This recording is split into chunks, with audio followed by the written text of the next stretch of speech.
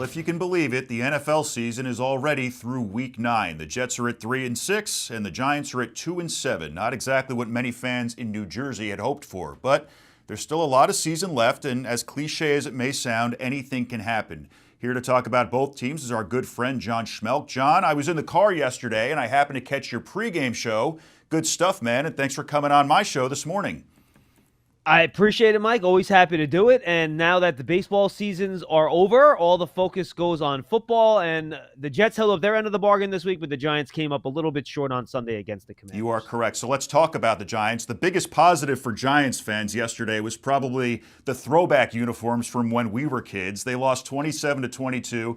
The game itself, it wasn't a blowout, but it is their fourth straight loss. What was their biggest weakness in this game?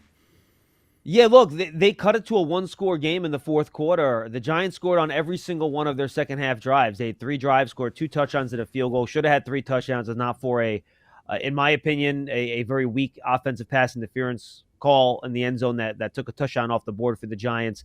So they moved the ball well. They scored touchdowns. Their defense, though, could not stop the Washington Commanders. The Commanders had 8 possessions, and they scored on 6 of them. They only had to punt twice in this game. The Giants could not stop the run. Whenever Jaden Daniels needed a big third down conversion, they were able to get it. Giants allowed a couple really big plays at the end of the first half to allow the Commanders to get a touchdown on the board instead of holding them to a field goal. So as opposed to some of the more recent games, this to me was a big issue on the defensive side of the ball. They couldn't stop the run. They couldn't really pressure Jaden Daniels much. And again, they allowed some critical plays to go against them and explosive ones in big situations. So if the Giants would have gotten one more stop at the end of the game, given the offense the ball back, they would have had a chance to tie or win the game. But the defense simply could not get that stop and get off the field. Well, the defense may not have been up to par, but let's talk about the offense, and let's specifically talk about Daniel Jones's performance. Really not a bad game. 20 for 26, 2 touchdowns, no interceptions. Certainly performed better than the last 3 losses. And actually, I thought this was interesting. He threw his first touchdown at home since the end of the 2022 season. Could this game be some kind of turning point for Daniel Jones? Yeah, Jones had played well on the road this year. He's played well away from MetLife Stadium, but he had been brutal. I mean, just terrible. The whole offense has been at MetLife Stadium this year.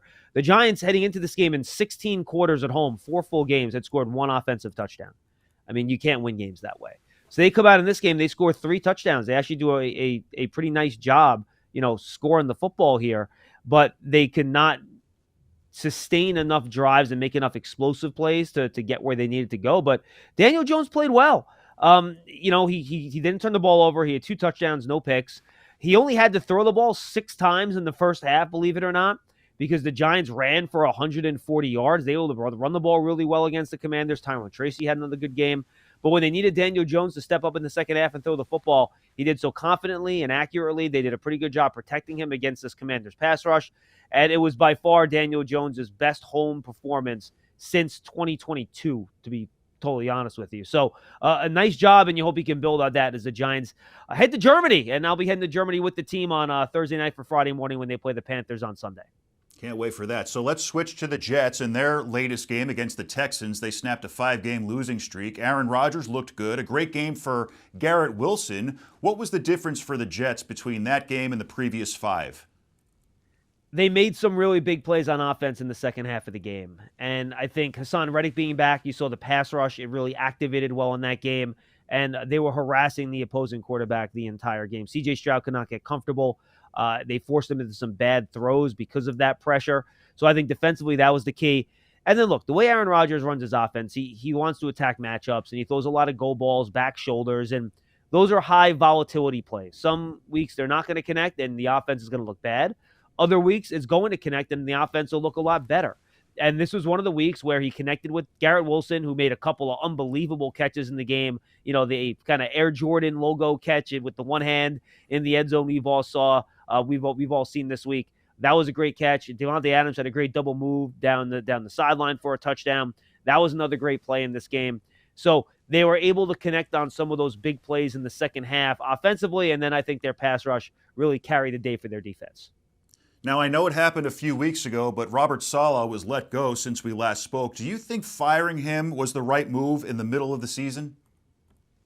Look, I don't think it was Robert Saleh's fault, and I think based on the performance of the team since his firing up until this win, it didn't spark them. There was no significant change in how they were playing. I don't think, the reason they were losing games was Robert Saleh.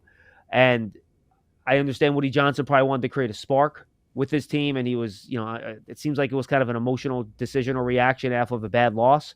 I understand that. But I don't think this was Robert Saleh's fault. I think Ulbrich is a fine coach. I think he'll do fine. But I don't think this was a deal where the Jets were underachieving this year because of the job Robert Saleh had done.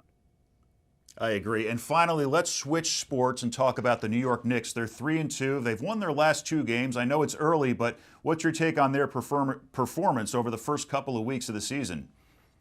Yeah, it's weird times in New York when the Knicks are like the bright spot in the city, right? I think the Knicks and the Rangers are both playing really well. But look, I think the Knicks will take some time to hit peak efficiency with all their new pieces. Karl Anthony Towns, you have to figure out a way to use him. He finally blew up in that game against Miami, scored 42 points. Then the Knicks absolutely annihilated the Pistons last Friday. It was a blowout by midway through the first quarter. Their offense is playing pretty well. Look, they put out 5 guys in their starting lineup that can do things with the ball, share it, and score. I think it makes them a very dangerous offensive team. I think they need to figure out some of the finer points of their defense as these guys learn how to play together.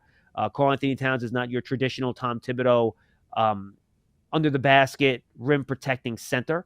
So I think they have to play a little bit differently with him. But with 3 interchangeable wing defenders with Josh Hart, OG Anunoby, and Mikal Bridges, it's going to make other teams, it's going to give them a lot of trouble to get into the paint and score against the Knicks with those guys being able to switch a lot. So I think they need to figure out how they're going to work that defense of Karl Anthony Towns. And I think they need to figure out a way to consistently get more 3-point shots on offense. That improved a lot in that last game against Detroit and even against Miami. So I think they're getting there. Are they there yet? No. But I think this is going to be a 50-plus win Knicks team. I think they could even get to 55 wins this year. They have the chance to be the 2 seed in the Eastern Conference. Philly's really gotten out of the gate slow here with Joel Embiid not playing. So Cleveland's playing well. Indiana's playing well. But I think the Knicks are going to have a pretty darn good year as they move ahead here. And I think they only continue to get better as this group of players learns how to play together. Long season ahead. John Schmeelk, thanks as always, and we'll check in with you down the road, buddy. Thanks again. Always fun to talk to you, Mike. Appreciate it. Head over to ONNJ.com for the latest news and sports anytime.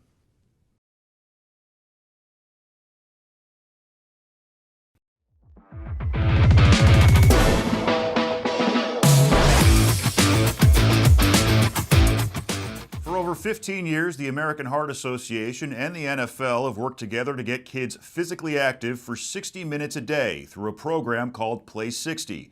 This fall, 3 New Jersey schools were able to participate in Play 60, and each received $1,500 to be put towards physical education equipment. Joining me now to talk about the program is Matthew Fernandez, who's the Region VP of School Engagement for the American Heart Association. Matthew, thanks so much for coming on this morning. Thanks so much for having me. I'm really excited to be on and talk about our amazing programs. As are we. So let's just start with, how did the American Heart Association and the NFL link up for this initiative? Absolutely. And a lot of people out there know about the NFL Play 60 program. And again, like the last 15 years, it's been this tremendous partnership, really focusing on the need for students and individuals of all age to get out there and get at least 60 minutes of activity a day. And that's why we have the Play 60 program. Now, which players took part in the program this year, and who are some of the others that you've had in years past? Yeah, we've had a tremendous amount of players in the past years. I mean, I think the fan favorite, the one that all the students liked the most, was Saquon Barkley. And as a Giants fan, I wish he was still here as well. But we're really excited for all the amazing fans and the players to be able to get together and really get with our students. And they get so excited that it's someone maybe a little bit different than their teachers or their families telling them to get out and stay active. And it's some amazing professional athletes who've dedicated their life to being physically fit and taking care of their bodies. Now, how excited do the kids get to be able to hang out with these players? Maybe some of the younger ones can't appreciate it as much, but the students who are old enough to follow the NFL, they must be in their glory. Oh, absolutely, without a doubt. I mean, and there are times when these athletes and these players come out there and you can't even hear them speak. The kids are getting so excited and riled up, and you really don't know how big these athletes are until you're staring up at them. But kids of all ages get really excited, especially like you said, the older ones who can really see those names and then see them the following Sunday playing on the field and doing their best. It's amazing. Now, the middle school and high school routines are a little bit different from each other. Can you talk about the program's focus in each group? Yeah, absolutely. And our school programs, they're amazing because we have the Play 60 works with the Kids Heart Challenge, which is for those elementary, the K to 6 programs. And it's a lot of fun. At that age, the kids are still out there having a lot of fun, and we can play some great games with them. When they get a little bit older, that middle school and high school age, we focus a little bit more on the whole child approach. Again, getting out there and playing for those 60 minutes, but also taking care of your mind just as much as taking care of your body and being mindful of getting enough sleep so you can be a top performer. And again, being kind to each other and a lot more of the mental, some emotional and physical well-being as well that really goes into it. And these athletes really show it's not just about getting out and playing, but taking care of your mind, body, and everything you do. And Matthew, how important is staying healthy as a kid in terms of continuing to stay healthy as an adult? Absolutely. It's like building a house. If you don't put that strong foundation in early on, you're going to be playing catch up the rest of your life. So these are the key moments in your life to take care of yourself, to get out there and move and set up those great habits that you'll be able to follow until adulthood. And some of these best athletes that they talk to us, they started at a young age. They didn't just get into it and were amazing right at the second they touched the field as a professional. They put in the time, the effort as a young individual to be able to work their way up to it. And that's the same thing with how we take care of ourselves and our bodies as adults. You got to keep going on the habits you start and keep building off of what you do as a young child. It's a great way to put it. Now, these 60-minute sessions don't just benefit kids physically. The benefits also carry over into the classrooms as well. Can you talk about that? Absolutely. It's a great point, and when Play 60 started, it was, again, really focusing a lot on getting that movement and getting us out there and working hard.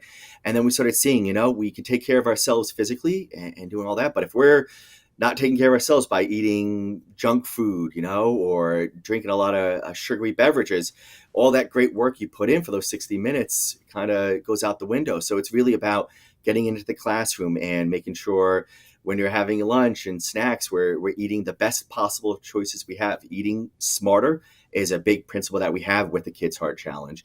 Again, on top of that, we have a lot of STEM resources that from this program of the science behind taking care of yourselves. We talk a lot about the mental well-being. A lot of our students post-pandemic exhibiting 7 out of 10 high school students exhibit stress and having issues throughout their day-to-day life. So we're helping them on mindful moments and how to practice self-care and throughout all of that. So in the classroom, there's resources for teachers.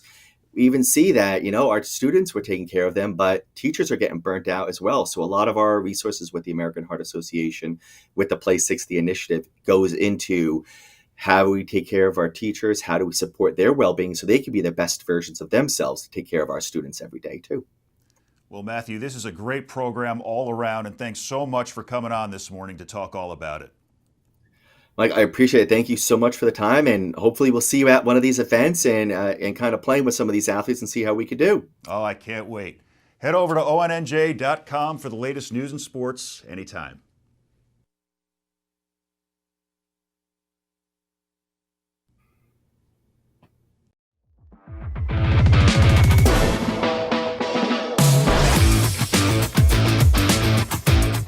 Well, it's still very early in the NHL season, but it's already been a roller coaster ride for the New Jersey Devils. Still, they're in the top half of the standings, which the fans love to see. Joining me now and making her first appearance on the show is our very own staff writer, LiaMarie Nuzzi. LiaMarie, welcome to the show. Thank you for having me. I'm so glad to be here. Oh, it's our pleasure. So let's talk about this. We're only about 14 games into the season. What's your impression of the Devils so far? So, just being 14 games in, I would say that they had a rough start, but I have no doubt that they can't make a deep playoff run. There's a lot of time left in the season, obviously, and I believe they're starting to climb up. They were at the top of the league. They hit a little snag. They dropped for a little bit, had some losses. They were away for a while. But in the NHL, it's obvious you're going to win, you're going to lose, any sport typically. And I really think they'll pick it back up. Now, what are some of the things that separate the Devils from the rest of the NHL teams that could maybe give them an advantage over the course of the season?